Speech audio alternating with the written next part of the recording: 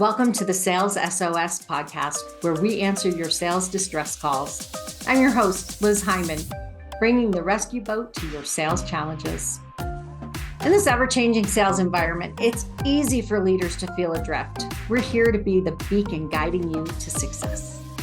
Each episode, I'm joined by top sales experts and practitioners who have navigated this waters and come out victorious.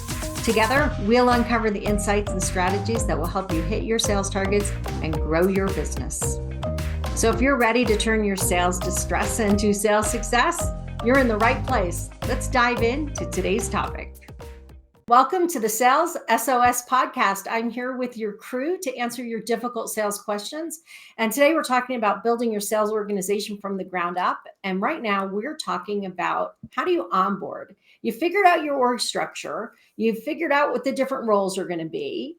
You've figured out how to hire the right people for those roles. Now you need to onboard them successfully. And I think we miss the mark here a lot. So let's talk a little bit about how do you onboard a salesperson successfully. I have with me John Way, Daryl Prell, Mike Simmons, Renee Bigelow, Bill Gannon, and Chris Bowen. Who wants to start with this tough one? Well, I think the first is, do you actually, Great question. Where are you going? I think the mistake is going to be, let me just drown them with tons of information that they're not going to use immediately, right? Like they need to have an understanding, but I don't want them to be so overwhelmed with, here's all of our product documentation and everything else, and I want you to know everything A to Z. That's not going to help them, and at least not initially, right? Maybe eventually they'll get there, but like it's a big mistake to just flood them with tons of stuff. What's so it actually week one, we're in there. We got 40 hours. So in 40 hours, let's show them all the technology they're going to use. And for the rest of the time, we're going to just pound them with product information and never go back to it. Just assume that they absorbed it all that in those 40 hours. Is that what we should be doing? Yeah, I've certainly seen that. I've seen that attempted. I don't know that it's ever successful. I think one of the first things, like day one, if we're talking about like day one, is to try to really figure out where the gaps are. So did you come from HubSpot? We use Salesforce. Did you use Constant Contact, but we use MailChimp? I mean, little stuff like that does matter. Are you, Office 365 user, but we're G Suite? Like stuff like that matters. So it's really quick. We need to figure out where the gaps are, especially in terms of our tools, maybe the processes as well. And then based on those gaps, then you figure out, okay, the next week, we're going to start bridging those gaps. And one of the things that I found to be really, really helpful, especially on day one, is these are the 5 things that you need to do to be successful. And these are the 5 things that if you do them, you will be fired. And you need to tell them that like day one. I'll add in with day one and add on to the wonderful thoughts that you all have shared. But I'll go back to, you need to make it clear what tribe they've just joined, right? What is the purpose? What are your values? Like those should be some of the first conversations that you have. I love John's example of figuring out the gaps, because now we're personalizing. I mean, it's going to do a lot for us on the company side, right? To understand where these gaps are and address them, but we're personalizing this onboarding experience. We aren't just hiring them and throwing them in a room and saying, here's a video, right? Like worst experience ever. No one likes to be the new kid. No one likes to be walking through the cafeteria with their tray, not knowing what table to sit at. Make sure that you have an intentional day one, that you're explaining what they're joining, why they're there. Make sure they're meeting people that can contribute to this good experience. Make sure that they know the people that they meet the people they're going to be interacting with in this first 40 hours, that they know where the things are that they need, that they have their logins, that they have their equipment. I mean, the number of times you see a sales or marketing person show up and that first 40 hours is really important, right? And yet they don't have their login. They don't have a computer. Nobody knows they were showing up today. Seen that a bunch, right? Yeah. They have no idea where they're supposed to go, what time they're supposed to be there. Like all of those things. These are the people who are going to very quickly be representing you You really need to make sure their experience starts good. Bill, you were laughing? I'm misbehaving by looking at the comment section here. Okay, so I love this. Draw a line down the middle of the paper. It's what we expect from you and what you should expect from us. And that may sound super simple, but there are so many categories.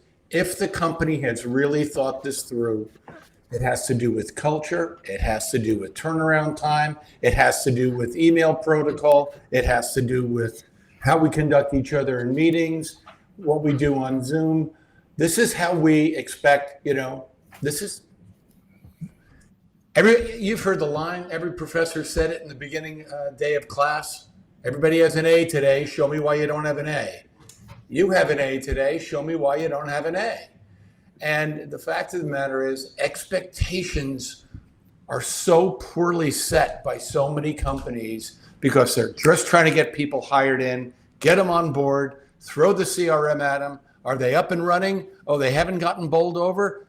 Off you go to sale. Good luck with it. But expectations, I think, are so thoughtful and have to be not only what we expect from them, but what you can expect from us. And that's how I think those are the key, a really key on. Now that should have been touched on in interviewing perhaps, but I really believe it can be driven home so importantly during onboarding week. Well, All right, I gotta ask. I love everything you guys are saying, by the way. I love that you're looking at expectations. I love you're pacing it. I love you're looking at it from their point of view. I this is unfortunately, this is a very informed audience who's gone through the onboarding process and made the mistakes. Here's what I see though, and I see this in so many comments. The best form of onboarding is just throw them on the phones. They'll sink or they'll swim. And if they don't sink, then they're a keeper. That's the only way to train them. School of Hard Knocks. And that's bullshit. That's all I got to say. So there we go. I threw it out there. Well, just think how many lead opportunities you just threw as a company, right? But throwing somebody out there unprepared. Go ahead, Mike, what you got? Can the record show that Daryl cursed before I did on this thing? Because I was close. I was close earlier. I think one of the biggest mistakes that people make with this is designing for experience. And Renee talks about designing for customer experience, that customer journey. What does that look like? Well, the cool thing about business is we have internal customers and we have external customers. And if we start looking at folks that we bring into our organization as internal customers, we can design for the experience that we want to create for them. One of the benefits of hiring new people inside your organization is you add new oxygen into the organization, new blood into the organization. You can innovate, you can create, you can think different and do different. Take advantage of that. Create a space where they can interview other people in the business and make that accessible.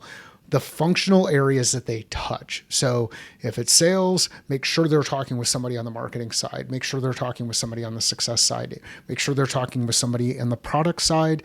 Make sure they're talking with somebody on the ops side, and create that experience so that they're creating an early engagement with people inside the business. It's not as much about the training, because that training will come, especially if you throw them into the deep end and hope they swim. It's the connection that people make in that first engagement inside the business that can really help them decide, did I join the right company? If not, let me figure out a way to get out pretty quick. So I don't invest time into the organization and realize I'm at the wrong place. And then on our side, did we bring in the right person? If not, let's figure out a way that we can either adjust and help them land softly someplace else. So Imagine the difference in that first call they make, Mike, if they're so excited about how they've been treated that first week, right? Like they feel like they've just won the lottery because they've just joined this great company. And to Daryl's point, the person who just got thrown off the deep end with the life preservers 2 miles away and you got to swim to it or whatever. Like, what is that first call they make with someone going to be? Which one do you want to be the customer on? Well, and who else do they tell about it too? Yeah. Because a lot of times we're struggling hiring other people. Like we want to bring on good people, and we can kind of figure out where they fit in an organization. What are they going to tell the customer? What are they going to tell the customers? What are they going to tell new potential employees? Like there's so many different opportunities there, and I think we forget about the design aspect of it. Daryl, Biggest what were you gonna mistakes say? I see over and over again in onboarding is the organization actually doesn't have a plan, times, topics. They just don't have one. They're winging it. And then B, they don't have the content. Oh, here's our culture document. Oh, here's our battle cards. This is why we win. This is why we lose. This is how we beat competition A, B, C, D. Oh, here's our sales process. These are the checks and balances you need to do. And you go through why. Here are the options. Here's the values. Whatever. None of that content exists. And what it gives you is an inconsistent, wait for it, Mike, shitty onboarding experience every single time that varies from employee to employee. And all you're doing as an organization, your inability to get your shit together just results in you hiring somebody, paying them a lot of money, watching them blow away leads because they haven't been equipped to work them. And then you're paying them salary for them to leave in 3 months' time. I mean, it's an absolute gong show. And it's as simple as have a plan, have the content, and followed by have the right stakeholders, HR, sales, ops, whatever, teaching them. And I think that it's not just like, this is not about onboarding is a week long, right? So onboarding a successful salesperson, particularly at the highest levels, is a process that can take 6 months. So what do we learn in the first week? What do we test out after that? What do we learn in the second and the third and after a month? And how much more new additional product information do I need and solution, whatever it is that I'm learning along the way, because I'm not learning it all in a week. And we talk about an account executive taking 6 months before they're fully up to speed. What are you doing for that entire 6 months to get them fully up to speed? It doesn't end in a week. Well, yeah, that, and Amen. also the recognition that people bring skeletons from their previous jobs. It could be great habits, it could be bad habits. So you have to figure out what those bad habits are. You need to be able to break them of that. And lastly, to your point, Liz, onboarding is not HR's job. It's the sales organization's job. And a lot of people, to Daryl's point, they're just like, oh, HR took care of it. They came up with a plan. Well, so, well, that's great. That's great from a company onboarding perspective, but has nothing to do with getting the salesperson up to speed. Yeah, I think everybody can fill out paperwork, right? And watch the videos on this is our organization, this is how we were founded, this is what we believe in, those sort of things, right? It's okay. If I'm expecting you to now be in front of customers, what is it that I know that you need to know about what we do, how we do it, and what's important to be able to convey? This is not something I would ever suggest. I think if you build out that calendar, like Daryl was saying, I think that's really, really important. I had a organization that I worked for that did named accounts. So everybody was assigned a certain number of accounts. Well, I had a number that I came in mid-year. I had a number that I had to get to before the end of the year. Well, I didn't get that list of accounts for 4.5 months, despite asking almost every week from us, when am I going to get this? And then why didn't you just hit your goal? I know. I put on my ruby red slippers. I clicked them together 3 times, and apparently that just did not close the deals because I didn't know where I was supposed to be aiming, right?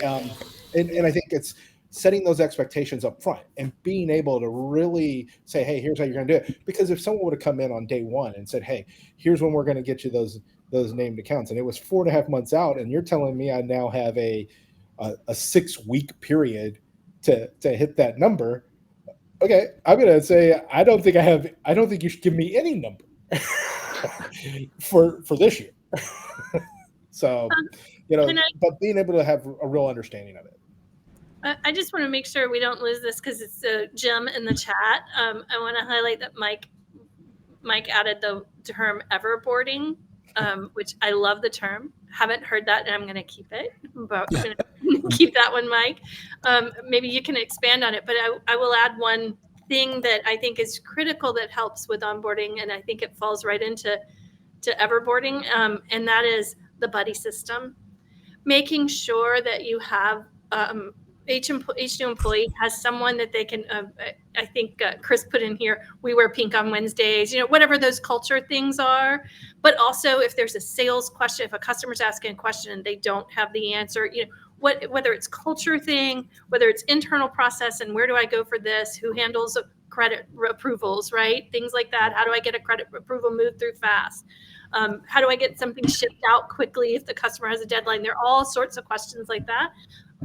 Questions that come up from salespeople, and that culture thing, like Chris saying, we wear pink on Wednesdays. I mean, do you want to be the new kid in the cafeteria that doesn't know? Even if this thing comes up once a month, right? You've been there a whole month and you think you've got it down and you're suddenly left out. The buddy system helps with so much of that. And I think it applies very much to that Everboarding, but I would love to hear more about it from you, Mike, since you dropped that nugget in the chat.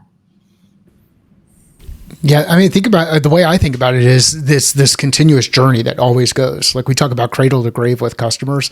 Ideally, we don't see a customer die on our behalf, and we don't see employees inside our organization die throughout the process. But there's this idea of how do I empower and enable them to perform, do the work that they want to do better and faster. And as things continue to change, know where are my gaps? Where do I have opportunities to iterate?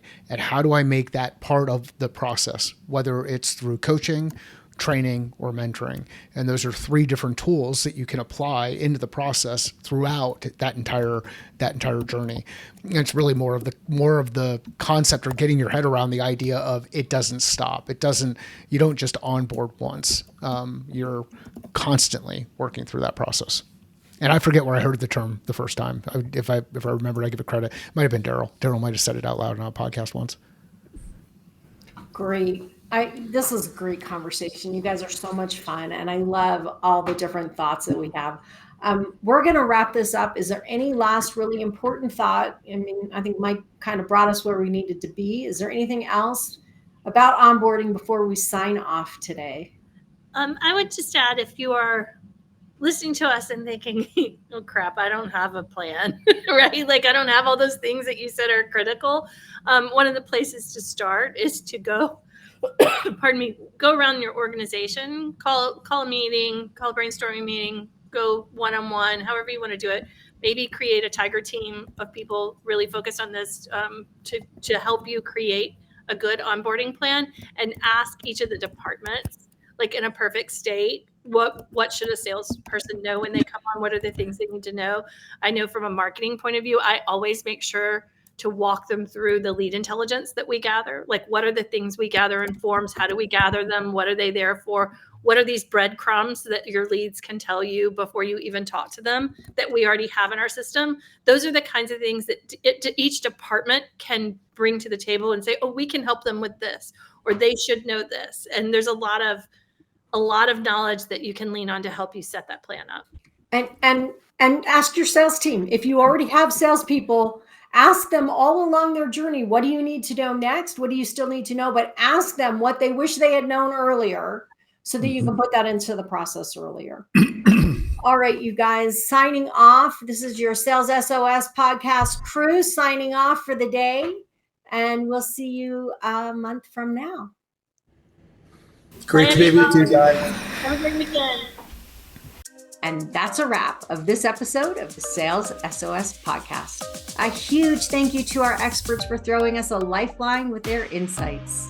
We hope today's episode has equipped you to navigate the sales seas with confidence. Never miss an episode. Subscribe to the Sales SOS podcast on your favorite platform. If you have questions, comments, or topics you'd like us to explore, join us live on LinkedIn every second Friday, or share your questions on YouTube or LinkedIn. Until next time, keep sailing towards those sales goals. I'm Liz Hyman, your captain here at the Sales SOS podcast, saying smooth sailing and successful selling.